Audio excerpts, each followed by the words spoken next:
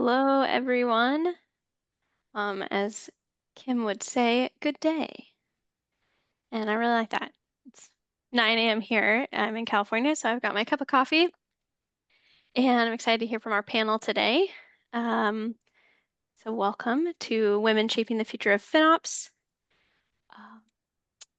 Quick, just throw up our code of conduct here. Everyone can just remember to contribute respectfully, be kind and inclusive, no sales pitches, and no bots. If we see any note takers, we will remove them. And then just for the time being, everyone is muted. And then if there is time at the end for Q&A, we will help you all to unmute.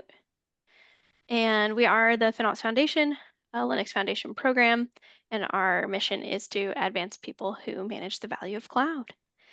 So today we have an awesome panel. Swapna Samuel will be our moderator.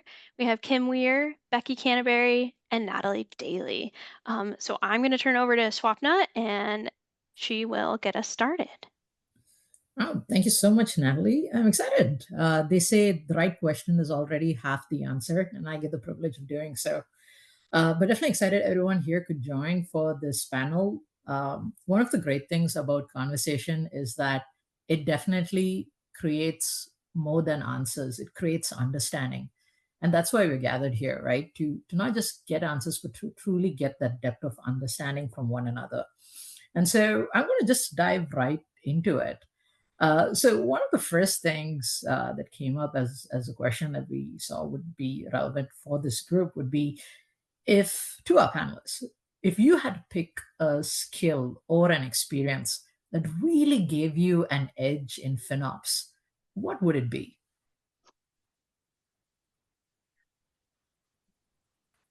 I'll go first. I think the skill that contributes to my success is really like emotional, the ability to listen to people, the ability to talk to people. You know, in FinOps, we aren't always bringing messages that people want to hear.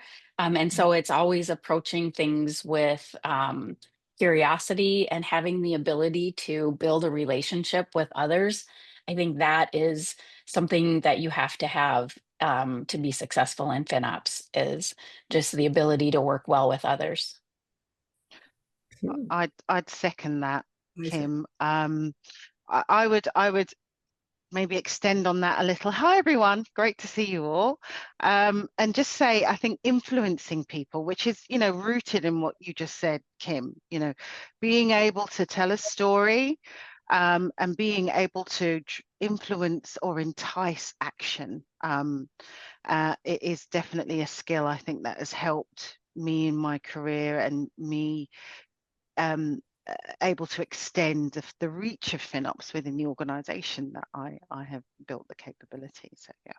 Absolutely agree with all that. I would add in collaboration and also strategic thinking, because you need to think not just here and now, but in the future with everyone that you're working with. But I absolutely echo the communication, the importance of communication and that influence as well.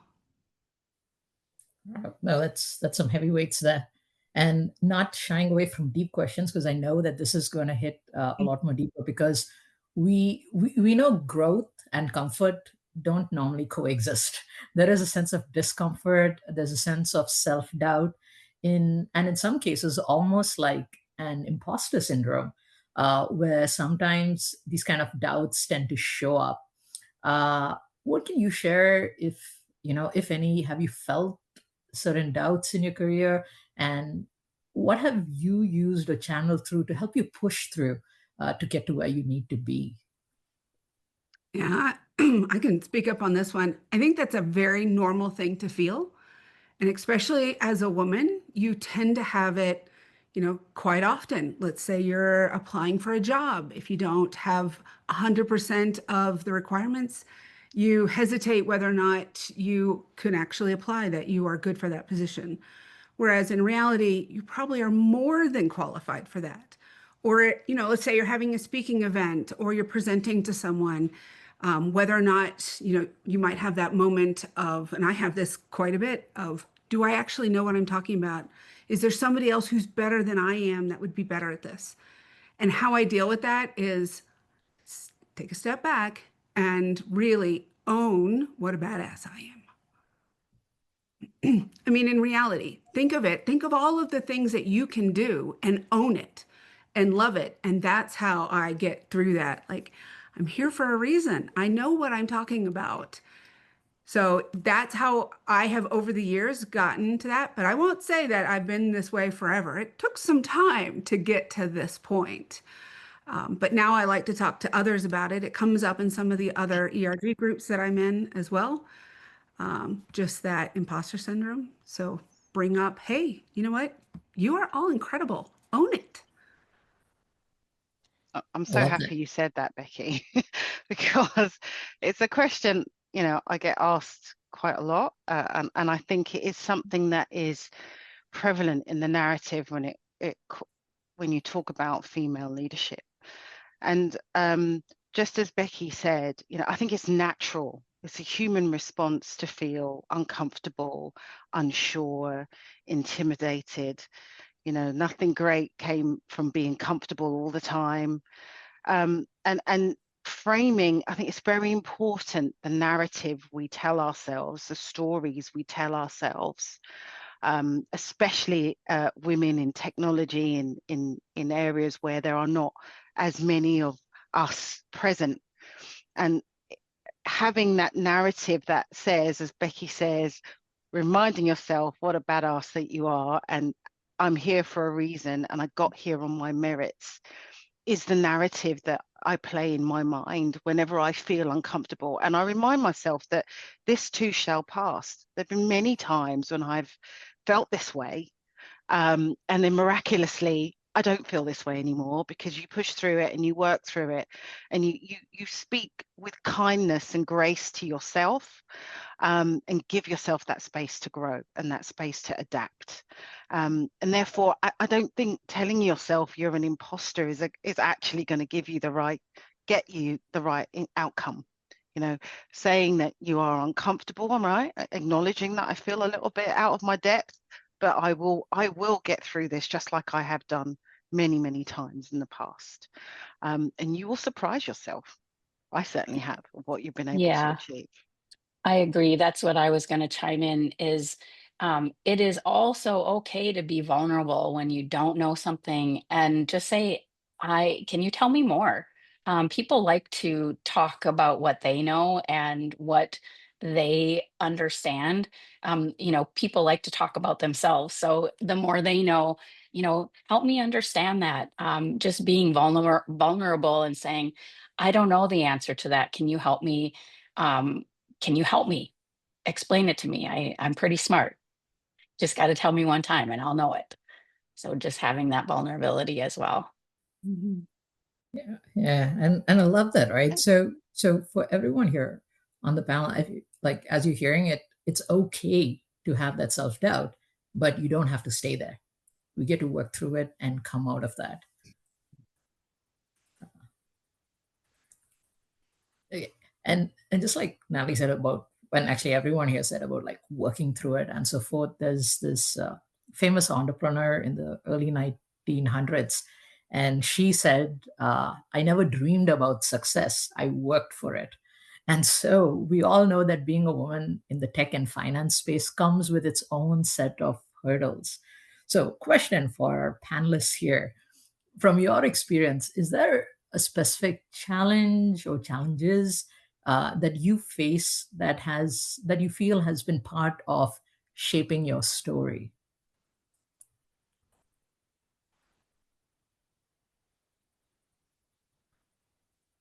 We're all shaking our head. Yes, Yeah, I yes. know that's Um, so so for me, I'm in technology, and I lead technical teams.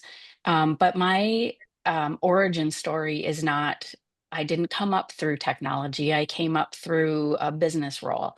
Um, and so when I transitioned into technology 10 years ago, and then as Target Tech has morphed itself, being technical has been an important factor. And I feel like me personally and others were labeled as non-technical. And that's really limiting. I often felt like I was wearing a scarlet letter A that said not technical. And so I felt, this is how I felt like I was looked down upon. Well, you're not technical. And so you have to find ways to overcome those barriers, either by, investing in yourself and finding ways to, like in my case, to become more technical. Um, Again, it's having the vulnerability to say, I don't know, teach me, explain it to me. But invest in yourself and overcome that challenge. Me personally, I went back to school and got a master's in information technology. And now, you know what? I've ripped that letter A off, and nobody can say I'm not technical anymore. And if they do, I just shake my head and say, no, you're wrong. So again, it goes to building your confidence, but it really invest in yourself when you are feeling like you might have some gap or something like that.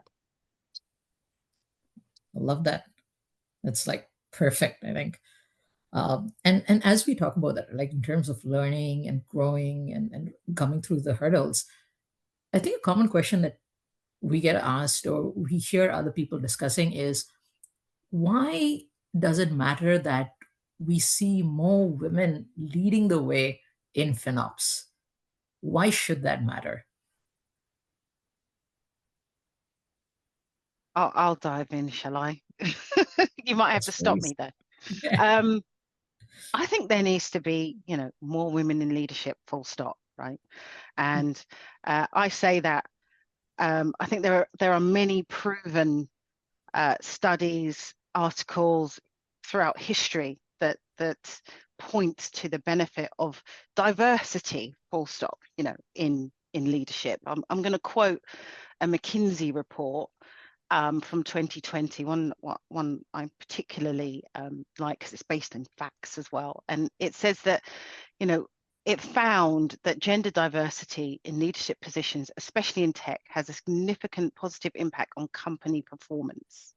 So they were able to relate the ratio of women in senior leadership for large enterprise organization directly to performance. And they estimated companies at the top quartile of gender diversity were 25% more likely to have above average profitability.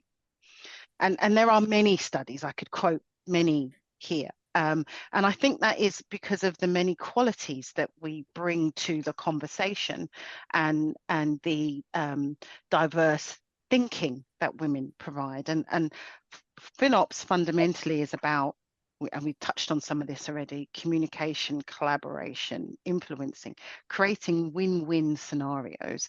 And I think those traits are, inherently prevalent with women. And therefore, I think women are, in my experience and what I've seen in leadership roles, lend themselves to these skill sets naturally. And therefore, I think the advancement in leadership and FinOps leadership is a great place for women to be. I think that's fantastic. So this isn't just an opinion, everyone. These are facts founded by good data, just like all things FinOps. I love that answer. Data, that's right. Yeah, it's all about the data.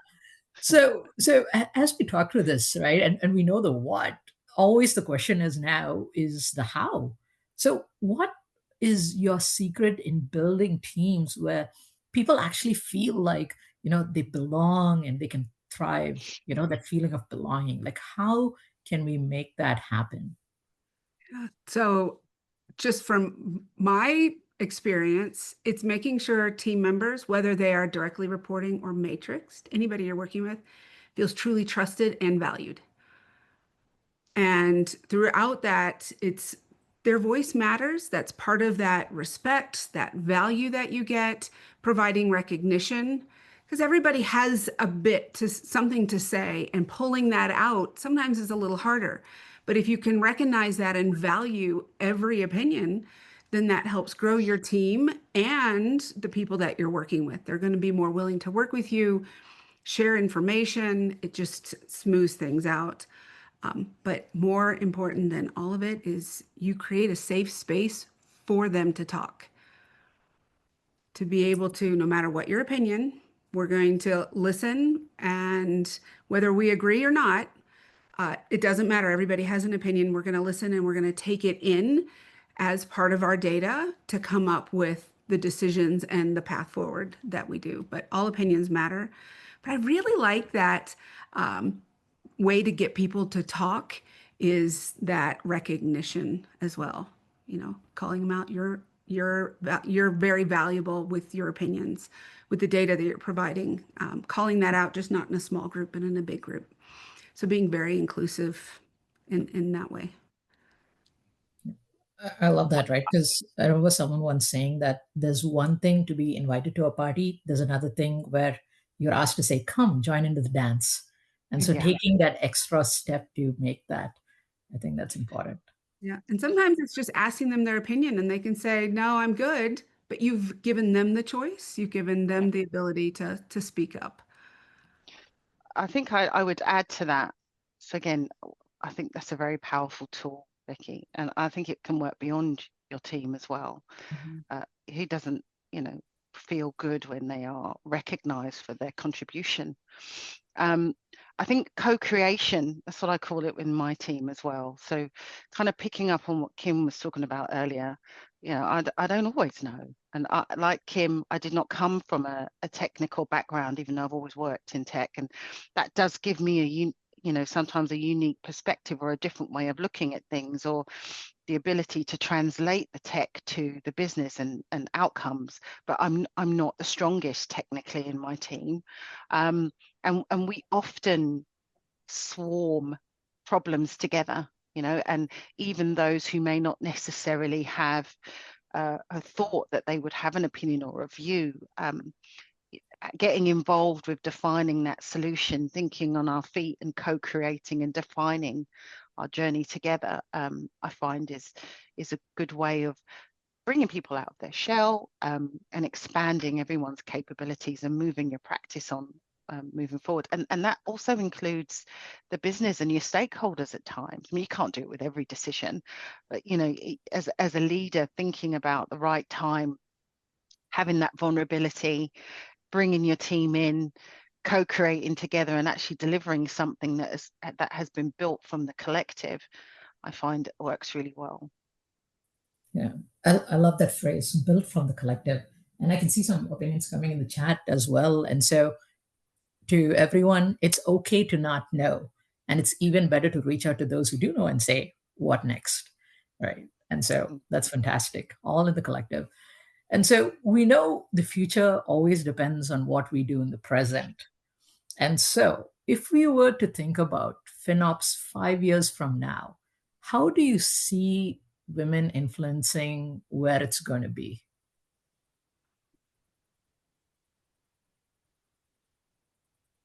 Kim, any thoughts? Or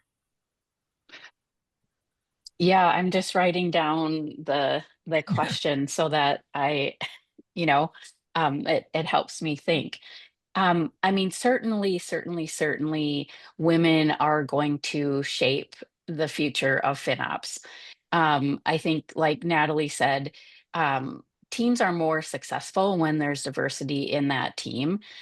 So from what is FinOps going to look like in the future?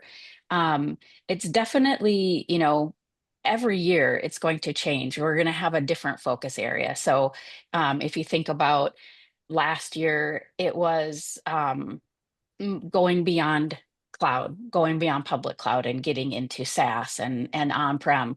And then boom, AI hits. Well, AI is here to stay. And so that's certainly going to shape how we do our job and what our job is. And so it's really hard to say what FinOps is going to look like in 5 years, because this is another one of those really transformative times. But it's super important that women show up and play leadership roles as the foundation develops. I think women definitely bring the ability to strategize and the ability to bring the emotional and intelligence that's needed in order to really continue to drive this foundation forward. Um, and so it's in addition to having this team, this group of women here. I mean, think about if we could all just get together collectively and build something, how rock solid that would be. But it's all of us that are going to make the foundation better. And have been thinking about this. Um, we need you all to come and contribute. We need you all. Um, think about joining the TAC. Right now, the TAC is really unbalanced. There are only 2 women, I think, representing the the foundation on the TAC. That's a great way to help to have women be shaping the future of the foundation. So I would encourage you to think, would I want to do that? And tell yourself yes, and then apply. I know there's a couple of you out there for the coming elections plan to apply, but last election, we didn't have any women represented. And so we need us to collectively come together. And I'm here to help. This isn't a attack pitch, but I'm here to help you. Stacy and everybody else from the foundation, and Natalie and Becky, I'm sure as well, would help you with how do you get more involved? How do you shape your TAC nomination form? What do you have to do? We're all here to help, but we do need women to stand up and be a bigger voice. Yeah, I would Agreed. throw in, there's mentorship. Get involved in the mentorship program. Get involved with the working groups. Get involved. There's community calls. It's a great way to start meeting other people, and it's really a great way to meet other women, as well as other FinOps practitioners. There's so many ways to get involved that start small, speak up, talk, and then it can grow as you grow as well. Oh, I love that because sometimes the opportunities come knocking at your door, and sometimes you just create them. And in Mhm. this case, there is a slew of opportunities right available for us to take.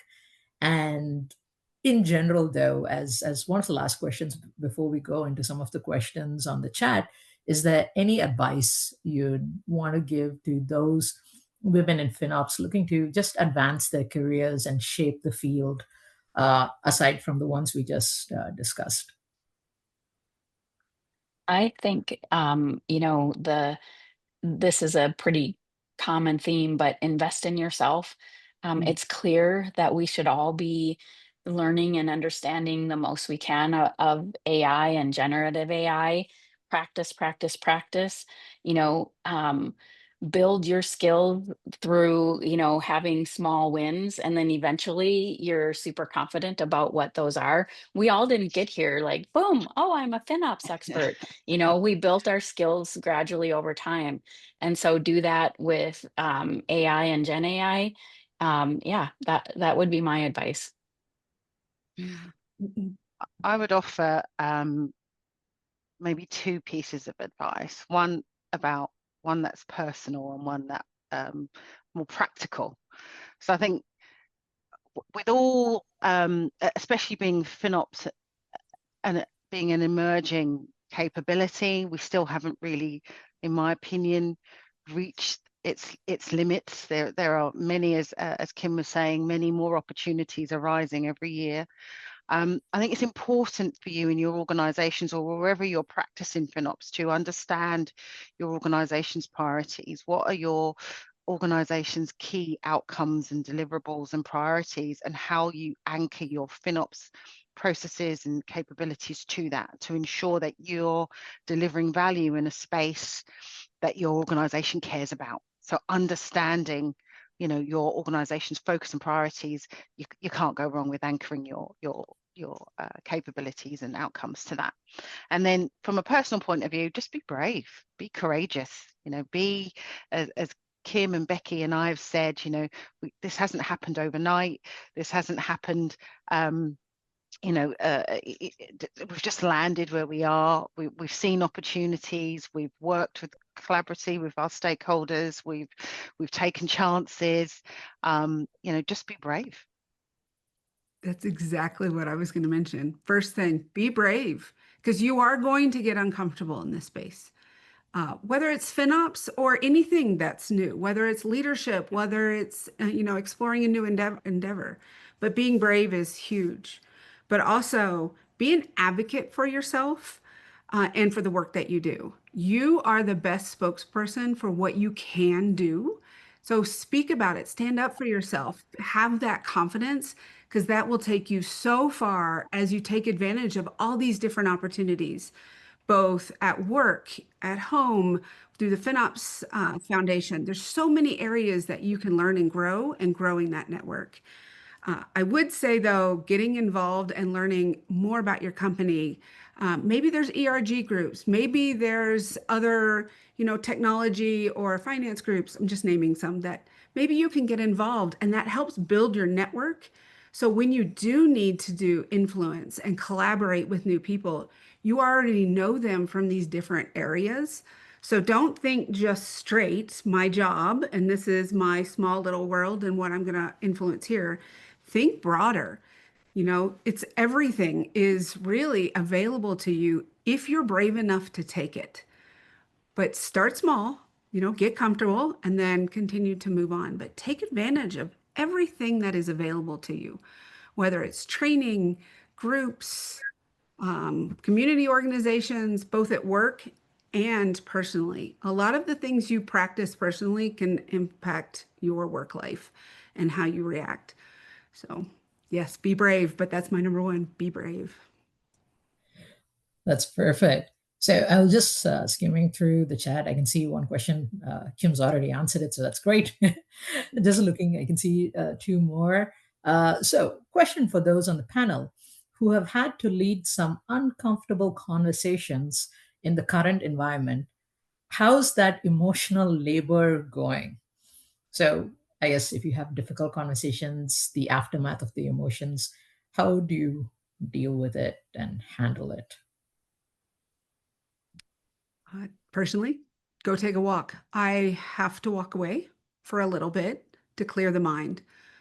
Get outside, walk around the building, do something just to offset that emotion. Otherwise, I find that it just continues to build instead of decrease. So whatever that outlet is for you, whether it's talking to a coworker, whether it's, you know, doing anything, but I have to remove myself from the situation for a little bit to decompress. I have to decompress. And it's anywhere from like 5 minutes to maybe 15 to 30 minutes, depending on what the conversation was. Fair. Love that. And then just some advice. Oh, sorry, Natalie. You want to say something? I was just going to say, it depends on whether I'm the instigator of the uncomfortable conversation or if it's been brought to me. I think in this case, they're saying you're the instigator. So if I am having to call out a team maybe for not optimizing or whatever it might be when using scorecards and things, you know, never present a challenge without a solution.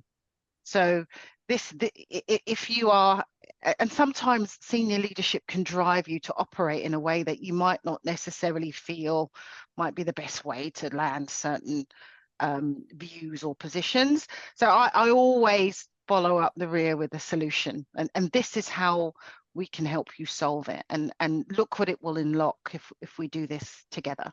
So that's generally how I, you know, will approach a difficult conversation when I'm the instigator of it. And if it's been brought to me like Becky, I'll go for a walk. Also, I have to step away. That my desire is to go straight for the keyboard, but generally that's not good. I've learned that that's probably not the best approach. So taking a step away it works wonders. No, I like that, because I live by the whole, if you're going to come with an issue, also have a solution. Yeah. Right? Yeah. No words. Yeah. Yeah, so in my career, what I've learned about myself is I am super passionate. And sometimes being super passionate about something, I can leave people feeling railroaded. And that's never a good thing. That doesn't build trust. That doesn't help the relationship. And so, me personally, as a railroader, I have had to take a step back. And I just had a situation like this recently within the last 2 to 3 weeks. Um, when starting to approach the situation, I've actually started to leverage ChatGPT to help me frame up like a document to articulate the position that I want to take, but also ask it the other side, like what will the person I'm going to talk to, what are their possible perspectives, and can I add that into that documentation so that now there's a shared um, piece of material that we can look at and come to an agreement without me railroading or being too aggressive or having a fit. I've been labeled as I have fits, which I don't have fits. I just get very passionate. But that's how I've been handling it is I think about the conversation in advance and I plan and I use my tools to help me understand what their perspective might be and come to a place where I could find that common ground. Can I just say that that's so special that you just said that, Kim, because knowing yourself in those scenarios and understanding what techniques you need to implement so you present yourself in your intended light, because it doesn't always land the way you would like it to. And I relate so much with what you just said, Kim, because I'm very, very, very passionate and have been accused of railroading, and sometimes you find yourself in the middle of a scenario thinking, why is not everybody on this train with me? You know, so knowing yourself and knowing how sometimes your best intentions may not always have the desired outcome, and having techniques to cope with that and deal with that and proactively look at ways to help your message land better is a skill that you will refine throughout your career, I think. Agree. I love that. Thank you. Yeah. And I have found like a safe individual to have that conversation with as well. Someone who I can present the issue. And I love the idea of chat, Kim. I hadn't even thought of using that for that portion of it. But find that safe person to talk and have them ask questions as well and really refine how you feel. Because a lot of these difficult conversations can be very emotional as well. And you want to not go to the emotional if you can. And that's where the practice comes in beforehand on these conversations. Great, great. Thank you. I can see two more comments, and they're kind of on the same vein, so I'm going to combine them. So one is currently struggling with my new boss. There's no trust and no value towards me and my work. And another comment on the lines of, even if you've been brave, if you invested all the time in yourself, worked on your weaknesses, and you think you've ticked all the boxes and it still doesn't result in any career progression, how do you work out what it is you're missing, or is it the wrong fit? So, any thoughts on those? And the last comment is also very similar. How do you, and in that struggle, how do you stay afloat, you know, when you're tied between family, work deliverables, self-care, and then trying to invest in yourself? Obviously, when you're starting off, you have lesser responsibilities and sometimes it's easier. But as you keep growing, those responsibilities increase. So just on those veins, like, what is your view for breakthrough in that? So that's a lot of questions. Yeah, and we're all I'm sure I think sometimes being brave is about making the decision that you might not be in the right place. You know, there is a series of steps that you will need to go through around, you know, am I working in an area or focus in an area or delivering against what my organization cares about? Have I presented what I do in such a way that it's easily digestible for my stakeholders, my line manager? Do they have visibility of my achievements throughout the year, not just in this half an hour chat we're having, at the end of the year? There are things that you can do, and that's why the mentoring program is such a great thing to engage in. There are things that you can do incrementally that can help those kinds of scenarios, and they may not pivot or change overnight. And sometimes your brilliance can work against you, so you have to be very aware of that. But sometimes you're just not in the right place, you're just not with the right line management, you're just not in the right position. And being brave then comes about identifying, so what Becky and Kim were saying about networking, broadening your horizons, having relationships with others outside your immediate line will help you find those opportunities where your skill set will be better utilized and better valued. And it's about knowing when that is the right time to do that. Yeah, I completely feel like that question of you're not feeling valued, doesn't matter what you do. I'm having flashbacks from a couple of years ago, exact same thing, right? Where I didn't feel valued. It was a very difficult situation. But you have to look at it and analyze. Is it you? Is it the position? Maybe you're not in the right place, like Natalie mentioned.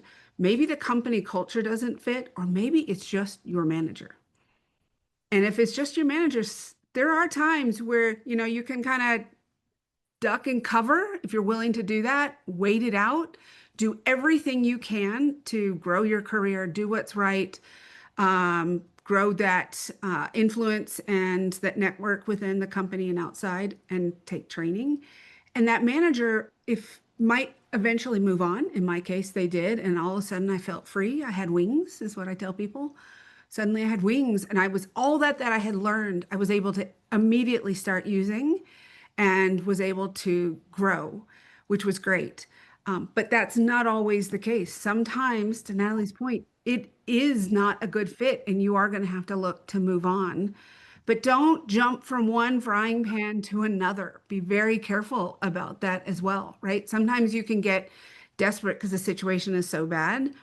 Find your way to cope until you find something that is right, because you don't want to continue that stress and that feeling, because at work, those feelings go home with you.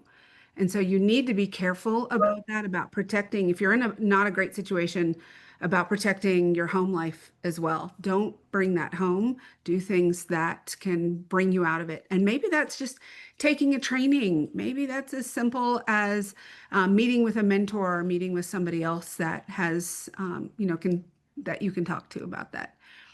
But you really have to analyze your own situation and see what makes the most sense. Yeah, every like 100% on everything said. And I think somebody, I can't remember who, kind of had a similar vein here in the questions. It was Hannah. So she's not feeling valued. And what I recommended was having a conversation about not valued or not being valued or not feeling like you're in the right place or not being heard. You know, when you're a leader within an organization, and if somebody comes to you and they're grumbling about somebody or somebody else, or maybe one of your peers comes and says something like, "Oh, the person on your team isn't meeting my, my needs." Um, the first thing I learned is to ask, well, have you talked to them about it? I mean, that's what you even do with your children. Have you talked to them about it? So I know it's scary to have honest conversations with people, but in that whole building trust and building relationships, it's important that you also feel comfortable having genuine conversations. I'm here to help practice for anybody who needs to have those. Practice those genuine conversations I offered to Hannah.